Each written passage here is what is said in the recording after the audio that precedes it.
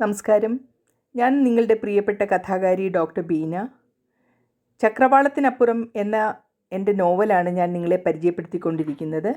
നമുക്ക് നോവലിൻ്റെ അടുത്ത ഭാഗത്തേക്ക് പോകാം.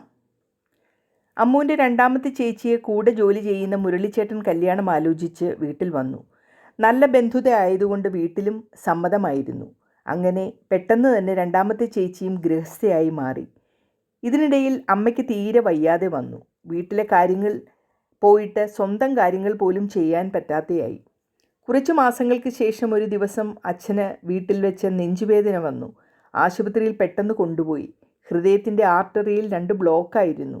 ഉടനെ ആൻജിയോപ്ലാസ്റ്റി ചെയ്തു. അച്ഛനും വീട്ടിൽ വിശ്രമത്തിലാണ്.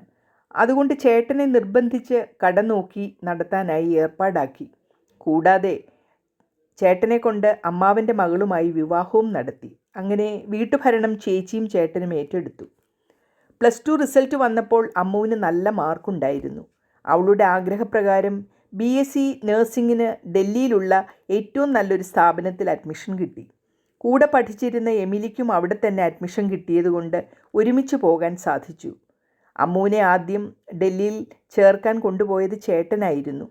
അവിടെ ഹോസ്റ്റലിൽ 2 പേർക്കും അഡ്മിഷൻ കിട്ടിയതുകൊണ്ട് ബുദ്ധിമുട്ടില്ലാതെ അമ്മുവിന് കോളേജിൽ പോകാൻ സാധിച്ചു. ഓരോ പ്രാവശ്യവും നാട്ടിൽ വന്നു പോകുമ്പോൾ കൂട്ടുകാരികൾ ഒന്നിച്ചാണ് ട്രെയിനിൽ ടിക്കറ്റ് ബുക്ക് ചെയ്യാറ്. രസകരമായ ആ ട്രെയിൻ യാത്രകൾ ജീവിതത്തിൽ ഒരിക്കലും മറക്കാൻ പറ്റില്ല. വർഷങ്ങൾക്ക് മുമ്പ് പെൺകുട്ടികൾ BSc നഴ്സിംഗിന് പഠിക്കാൻ പോയിരുന്നത് ഡൽഹിയിലുള്ള മുൻനിര ആശുപത്രികളിലും നഴ്സിംഗ് സ്ഥാപനങ്ങളിലുമാണ്. അമ്മുവും എമിലിയും ഹോളി ക്രോസ് ഹോസ്പിറ്റലിലായിരുന്നു നഴ്സിംഗ് പഠിച്ചത്. നാട്ടിൽ നിന്ന് ഡൽഹിക്ക് പോകാൻ റിസർവേഷൻ ഇല്ലാത്ത ബോഗികളിലും നേരത്തെ ബുക്ക് ചെയ്തിട്ടുള്ളവർ റിസർവേഷൻ കമ്പാർട്ട്മെൻറ്റിലും ആണ് യാത്ര ചെയ്യുന്നത്. ഇത് തന്നെയാണ് മറ്റ് യാത്രക്കാരുടെയും സ്ഥിതി. പ്രത്യേകിച്ച് ഡൽഹിയിലുള്ള ഉന്നത വിദ്യാഭ്യാസ സ്ഥാപനങ്ങളായ കാർഷിക സർവകലാശാല, ഡിസൈൻ സ്ഥാപനങ്ങൾ, ആർക്കിടെക്ചർ, ബിരുദാനന്തര ബിരുദത്തിന് പോകുന്നവർ, ഇങ്ങനെ എല്ലാവരും ഒരുപോലെ ഈ ട്രെയിനിനെയാണ് ആശ്രയിച്ചിരുന്നത്. അങ്ങനെയുള്ളൊരു യാത്രയിൽ ബിജു എന്ന ഒരാളും അയാളുടെ സുഹൃത്ത് ശ്യാമും കയറിയ കമ്പാർട്ട്മെൻറ്റിലായിരുന്നു അമ്മുവും കൂട്ടുകാരും ഡിസൈനിങ്ങിന് പഠിക്കുന്ന മറ്റു ചില പെൺകുട്ടികളും കയറിയിരുന്നത്. ഒരു അവധി കഴിഞ്ഞുള്ള റീഓപ്പണിംഗ് സമയമായതുകൊണ്ട് നേരത്തെ അമ്മുവും എമിലിയും മറ്റു കൂട്ടുകാരും ടിക്കറ്റ് ബുക്ക് ചെയ്തിരുന്നു.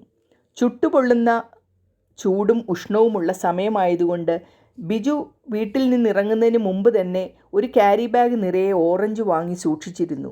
വെള്ളവും ഒരു വലിയ ക്യാനിൽ എടുത്തിരുന്നു. റെയിൽവേ സ്റ്റേഷനിൽ ട്രെയിൻ വിടാറാകുന്ന സമയത്തേക്ക് ഓടിക്കിതച്ചാണ് കൂട്ടുകാരൻ ശ്യാം എത്തിയത്. കമ്പാർട്ട്മെൻറ്റിൽ ശ്യാം എത്തിയതും അന്തരീക്ഷം ആകെ ശബ്ദമുഖരിതവും തമാശയും നിറഞ്ഞതായി മാറി. അവൻ്റെ പതിവുള്ള മുന വെച്ചുള്ള തമാശകളും ഉറക്കെയുള്ള ചിരിയും ചുറ്റും ഇരുന്ന തരുണീമണികളെ കുടുകുടാ ചിരിപ്പിച്ചു. സ്വതവേ അന്തർമുഖിയായ ബിജുവിനെ അതൊക്കെ വല്ലാതെ അലോരസപ്പെടുത്തുന്നത് കാണാമായിരുന്നു. അയാൾ ഒഴിച്ച് ആ കമ്പാർട്ട്മെൻറ്റിലെ എല്ലാവരും നിമിഷ നേരം കൊണ്ട് ചിരകാല സുഹൃത്തുക്കളായതുപോലെ അമ്മുവിന് തോന്നിച്ചു.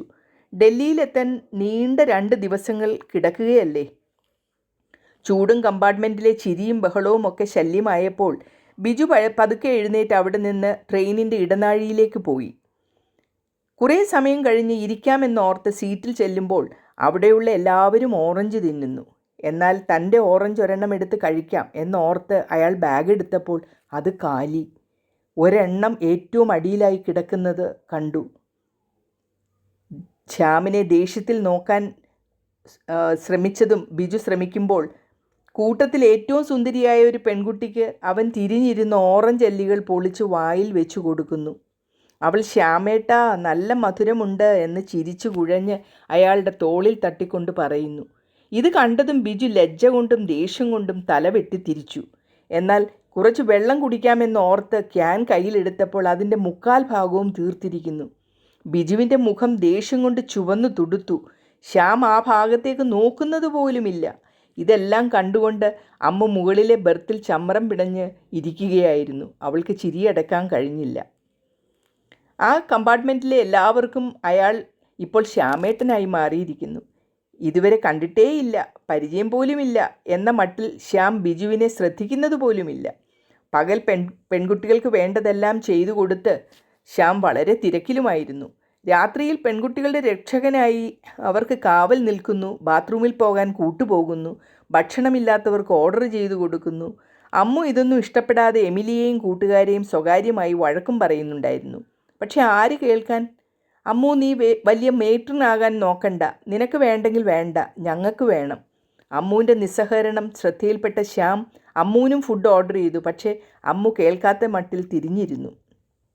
രാവിലെ ഉണർന്ന ഉടനെ ബിജുവിന് ഒഴിച്ച് ബാക്കി എല്ലാവർക്കും ശ്യാം ചായ ഓർഡർ ചെയ്തു. അപ്പോഴാണ് ഒരുവൾ, ശ്യാമേട്ടാ, എനിക്ക് കാപ്പിയാ വേണ്ടത്. ഓ, മറന്നുപോയി മോളെ എന്ന് കൊഞ്ചിക്കൊണ്ടുള്ള അവൻ്റെ മറുപടി. ബിജുവിന് ഇതെല്ലാം കേട്ടിട്ട് എന്ത് പറയണമെന്നറിയാത്തൊരവസ്ഥ.